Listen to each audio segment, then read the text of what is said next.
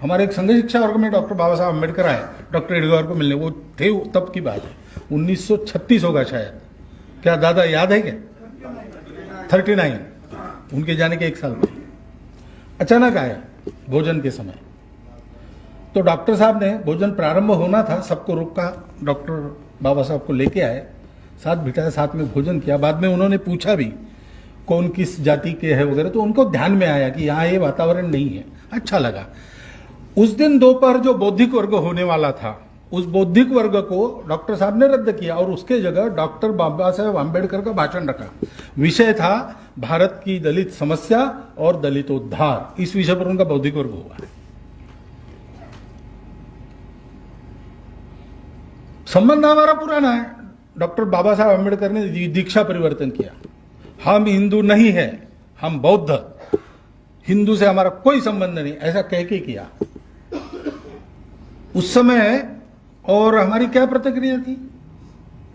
हमको ऐसा लगा कि ये किए बिना जो करने वो चले थे वो कर नहीं सकते थे, इसलिए उन्होंने किया।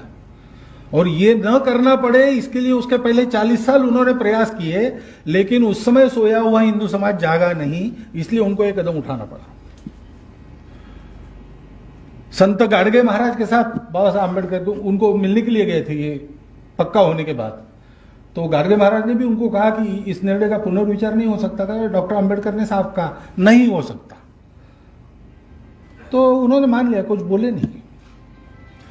बाद में एक गौरव विशेषांक किस मासिक का मुझे याद नहीं है, लेकिन 1963 में निकला। डॉक्टर बाबा साहब अम्बेडकर गुरुजी को कुछ लिखने के लिए कहा था, तो गुरुजी ने लिख के भेजा है कि मैंने कुछ लिखना चाहिए, ऐसा आपने कहा, इसलिए मैं लिख रहा हूं, वरना लिखने की मुझे आदत नहीं है।